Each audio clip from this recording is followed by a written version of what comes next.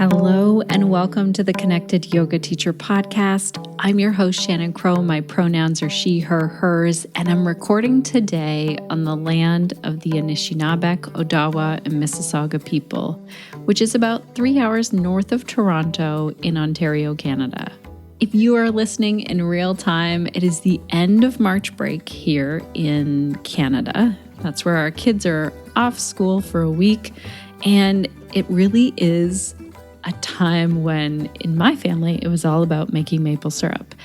And I'm recording this podcast ahead of time, but I'm guessing that is what I'm doing. So if you want to follow what I'm doing, head on over to the Connected Yoga Teacher on Instagram and check that out. If you are new here, welcome. I'm so glad that you found the podcast. You might not know that I'm a mom of 3, a yoga teacher, and the founder of Pelvic Health Professionals. And if you are a returning listener, oh my gosh, thank you for coming back. You know how we do things here, why we do things here. This podcast was created for you, the yoga teacher, so that each and every week you are connected to ideas, information, and inspiration that's going to support you as you build your yoga business.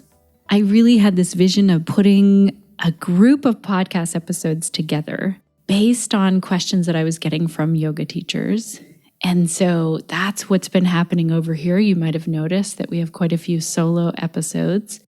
In episode 314 and 315, I really talked about the importance of taking time off. Those episodes go along nicely with today's topic. If you feel like you want to listen to one of those before you listen to today, I would highly recommend episode 314, but it is not necessary to listen to that one first, but they do all go together very nicely. In episode 314, I talked about planning your breaks with regards to your days and your weeks. And today we're going to zoom out and take a look at the entire year, if that feels possible. So if it doesn't, you can zoom out to 1 to 3 months maybe. And I'm going to share what I do in today's episode to fit in the important things like time to go on vacation, time off work to do nothing, time with my family and friends, which, like I said, includes helping my dad and my son make maple syrup for over a month. And I want to share this because these things didn't really feel possible when I first started out as an entrepreneur and as a yoga teacher. Because as you know, work is always there. There are endless things you could be doing as an entrepreneur, but it really isn't worth it if you're not enjoying your time off, or if you have no time away from work, if you have no time to enjoy life. And as I'm talking today, if you start to feel like, you know what, Shannon, this doesn't apply to me because I don't make enough money, or I have to do all of this other stuff in my other job, or as a full-time parent, or, I just don't have the time. Trust me, this podcast is for you. I was a single mom for 5 years, raising 3 kids on my own, and I was a full-time entrepreneur at that time. I was teaching yoga, I was managing yoga studios, and I was doing Thai yoga massage. I get it. I really wish that someone would have outlined how they are managing to take time off, going on vacations, planning work in a smarter way, because I feel like I had to learn the hard way. And that's what today's podcast is. I'm going to share exactly what I do and exactly what I've learned to make this possible after the years of learning the hard way. Before I get right into this, I want to give a shout out of thank you to our sponsor, OfferingTree, for making today's podcast possible. This is something to check out if you want to simplify your yoga business. Make sure to head on over to offeringtree.com/Shannon. So I use their software in my own business, and I love that yoga students can easily register for a class, pay online, fill out the waiver form, get the Zoom link along with email and text reminders, and it's all automatic. All I have to do is have the link ready on my website or share it on social media or in my email, and everything else beyond that is automatic. That helps me when things are simplified like that. And OfferingTree gives all of our Connected Yoga Teacher podcast listeners a special discount, which you can find over at offeringtree.com/Shannon. Today's episode is also brought to you by Pelvic Health Professionals. If you are teaching yoga to people who have a pelvis, yeah, that's everyone that I know, this online learning community is for you because everyone with a pelvis has a pelvic floor. And not everyone knows this. It's really amazing how often I hear people who, when I say pelvic health, right away they think of women who are having babies or going through menopause, when in reality, all humans have a pelvic floor and a pelvis. And we are not taught enough about this area of the body as humans walking around. And that's why Pelvic Health Professionals was born. I was learning from pelvic health experts from around the world, and I was just blown away by how empowering the information was and how applicable it was to every human.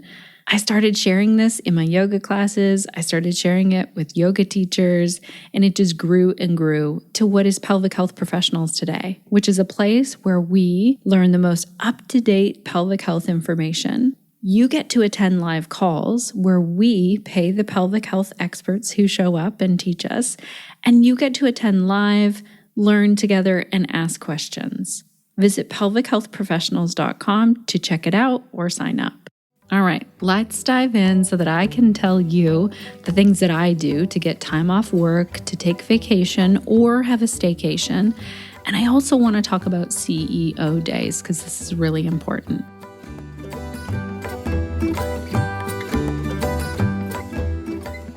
So back in episode 314, I shared some journal prompts, and I highly recommend going and doing those so that you can outline what you want for your average week and your average workday. And once you've done that, or maybe you can do this out of order, that is totally fine. I want you to look at the big calendar. Like, this brings to mind the yearly calendar that the school would send home with kids, or maybe the one in your day planner where you can see every month and just see the days, where you can see the entire year at one glance. Now, I will tell you that I have moved to this calendar on my wall. Shout out to Steph Crowder for this, where I put sticky notes on it, but this isn't necessary. You don't need an entire wall in your office or in your home. You just need to be able to see it kind of at one glance. The other thing I use is my Google Calendar. Now, some of you will love your paper planner, or some of you will love both, to plan on paper on a monthly, daily agenda planner calendar, and then also your digital calendar. I stick to my Google Calendar. I do write out things that are, day-to-day stuff like lists and things like that. I do really like to write those down in a different book, but my Google Calendar is where I go when I have appointments. The third thing I use is OfferingTree to really plan my time and guard my time off. And I'll talk about that in a moment. So all I need you to have ready for today is some way of seeing a whole year at a glance. And then also having some type of calendar where you put your stuff in there. So the first question I want to ask you is, how many days off a year do you want to take for either a vacation where you go away or a staycation where you stay at home but you have time off and you are not working? Now, a side note on this, many employers are required in many countries, not the US though, to offer paid vacation days. And I'll include a link to an article in the show notes where various countries are outlined with their allotted vacation or holiday time. And I want to mention this because the culture around us really impacts how we feel about time off. And I know that a lot of our podcast listeners are in the US. So I think it is just a good idea to challenge all of our thoughts that surround us around time off and vacations and holidays. And this goes for me as well as a Canadian, and it will be the same in any country. We are steeped in capitalism and patriarchy. Both are harmful systems that are not actually benefiting us as a society. That could be a whole other podcast. I just want to say at this moment, if you notice that you're hesitant to book any time off out of being viewed as like lazy or selfish or just what's going on in the culture around you, please notice with compassion and allow yourself to think outside the box for a moment. I talked about in episode 314 the studies that have gone into a 4-day work week versus a 5-day work week and how employees and businesses are seeing the benefits of that. So we know that it's not like, okay, I'll work more and then I'll get everything done and I'll make more money. That's not the way it actually works. So that's a little side note. The biggest question here is, how many days off a year do you want to take for vacation or a staycation? And if a number doesn't pop up right away for you, what would it feel like to start with 2 weeks a year, not including holidays or weekly days off? Now, these 2 weeks could be all together, 2 weeks all in one chunk, or it could be spaced out. And I want to ask you right now, does that feel like enough time off? Maybe you would rather have a month off or half the year off. And if you're thinking, Shannon, I can't take half the year off, just look at why does that gut reaction come up right away? The reason why I'm asking all of these questions is because I know what it feels like to think I can't take any time off. As I said, I was a single mom raising 3 kids, and I just thought their well-being depended on how hard I worked. But there's a balance there. Their well-being also really depended on how present I could be with them and how rested I was and how ready I was for all the things that raising kids brings. Everyone's answer on this is going to be different. And I'm just asking you in this moment to be really present with yourself right now with the question of time off work. How does it feel? Don't worry about planning what you would do in that time off. And if you're thinking, well, how can I plan? Things will just change. Do what I do. I use sticky notes on my wall calendar and also on Google Calendar. I know that I can shuffle things around if needed, but I put that time off in there at the beginning of the year so that I know that I have it. And things do change. For example, just this week, my daughter asked me to go camping with her for a whole week in the summer. And to be quite honest, I'm thrilled because she's a teenager and she actually wants to hang out with me. And that's a big win for me as a mom. Also, I know that I can pencil the week in and then move it around as we start to look at when can she get time off work? And what about our camping locations? Is that going to play into that as well? So the important thing here is, even if you penciled it in some way, or you use sticky notes or whatever it is, and you know that it might change, the important thing is that you are adding some vacation time to your calendar. And the next step is to add in the holidays that you want to take off. Now, it's really easy to add in the stat holidays for your country, but you can also think about, do I want my whole birthday off, or a special anniversary, or a birthday of a loved one, or some other celebration day? And again, I mark these on my large wall calendar with sticky notes. And then I make sure that that's also in my Google Calendar so that, if I went to schedule something that day, I'm like, oh, right, I'm taking my birthday off this year, or whatever it is. Okay, and like I said, another important thing that I use in this system is OfferingTree. It's my online booking, payment, and course membership platform that I use. And I also use it to plan my vacations, my holidays, and my time off, because OfferingTree helps me to do 2 things that protect my time. 1, I can choose the days when I book my Zoom calls. For example, podcast guests can book on Wednesdays during my work hours. And this time blocking helps my brain so much. I know that Wednesdays are the time that I need to be ready for an interview on Zoom. And the rest of the week, I'm working on other things in my business. I don't have to think about podcast interviews. So that really helps me, that time blocking. But also on OfferingTree, I can schedule my holidays over there, and no one gets to book in on those days. And if I try and book something in, a little reminder pops up telling me hey, you've already got something scheduled for this day.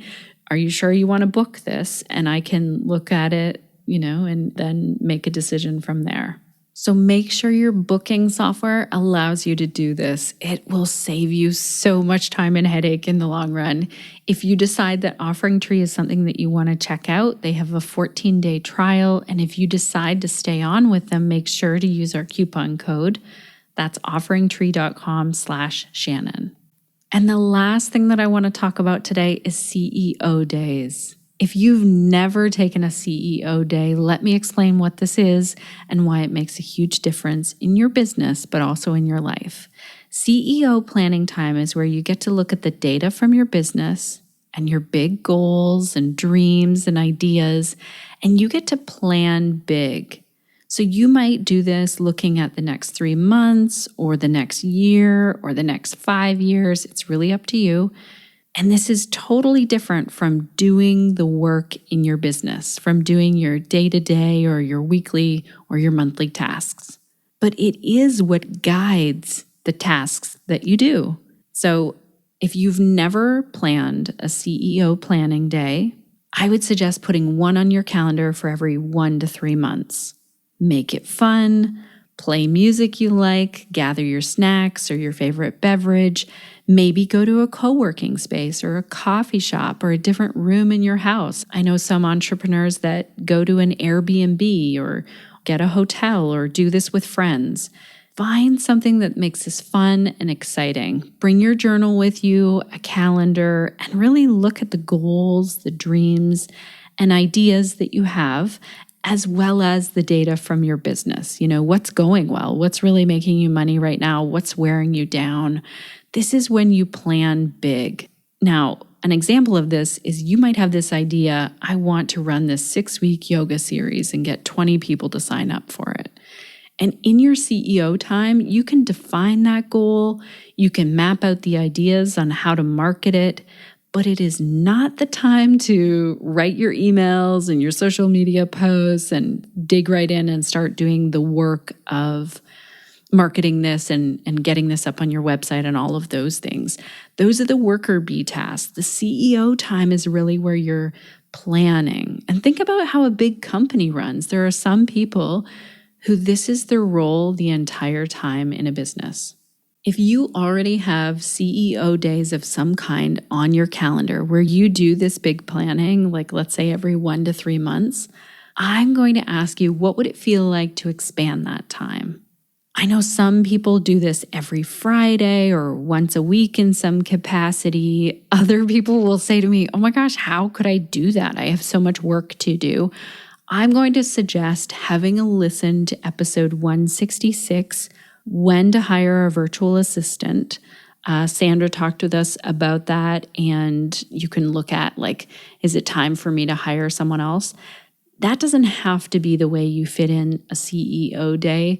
Try it out. See what it's like to plan one day. If you've never done that, try that out. Or maybe it's an hour, or maybe it's a half a day. And then really ask yourself, how can I reach my goals and my big ideas and those things? How can I really best use my time? Those CEO days, in my opinion, save me from just digging in and doing busy work, and not really focusing on what needs to get done.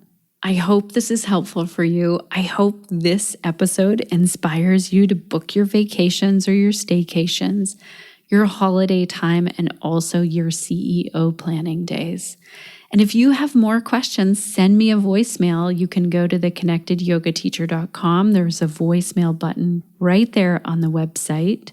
Also, there is a group of episodes that I would highly recommend if you're feeling tired, overwhelmed, if you are not sure where to start, or if you're struggling with your own personal yoga practice or kind of the season that you're in your business. That's episode 308, 309, 310, and 311. That's a chunk of episodes that fits together. If you're looking at this right now and you're like, I cannot take any time off, I have no time to myself, I want you to go and have a listen to those episodes. And like I said last week and the week before, episode 314 and 315, I talked about how to outline your daily and weekly break time, your time off. And also we heard from other yoga teachers about how they managed to book their time off or not, and the struggles and challenges and what they've learned. That's in episode 315. All of the links to those episodes can be found over at theconnectedyogateacher.com/316. That's where we put the notes from today's episode and anything else we talked about. If you want to meet up in real time, if you want to hang out together, I'm hanging out on Zoom this month and next month right now. March the 20th, we have a guest expert coming in, Dr. Nidhi Sharma. Dr. Nidhi is going to be talking about the pudendal nerve, its anatomy, the common sites of irritation, the symptoms, when there's an issue, and when we have an injury and what's going on with this nerve. I'm really excited about this call. And then in April, Tuesdays, April 11th to May the 23rd, Shelley Prosco is going to be doing some yoga with all of us, and it's focused on balance. So it's called Balance Flow Yoga. And anyone can sign up for this. It's for all ages, all abilities. And I'm really excited to, one, host Shelley, but also to see how this benefits all of us pelvic health-wise as well.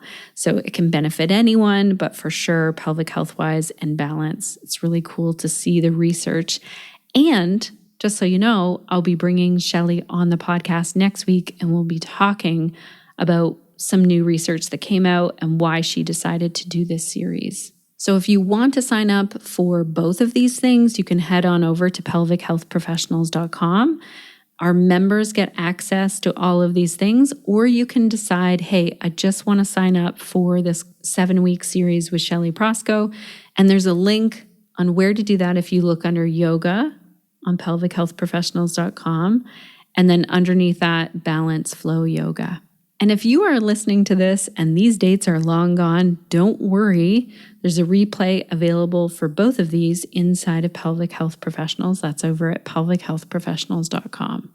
Huge thank you to our team over here for putting everything together so that it makes it to your ears. Thank you, Suzanne, Crunch, and Sinead. And also thank you to you, dear listener. I just feel immense gratitude that you are here spending your time talking about how you can take some time off and get some vacations and get some holidays and plan your business, because I want to see you really sustain yourself and be in this and enjoying your life outside of work. I know what it feels like when you're just on this hamster wheel and not doing that. So I'm really glad that you tuned in for this whole episode today. I'm also so grateful for the work that you do in this world. It is really important. It is making a difference. And so I'm curious to know, what will you be doing this week to stay connected to yourself, your yoga practice, and to your community so that you can share the yoga that lights you up?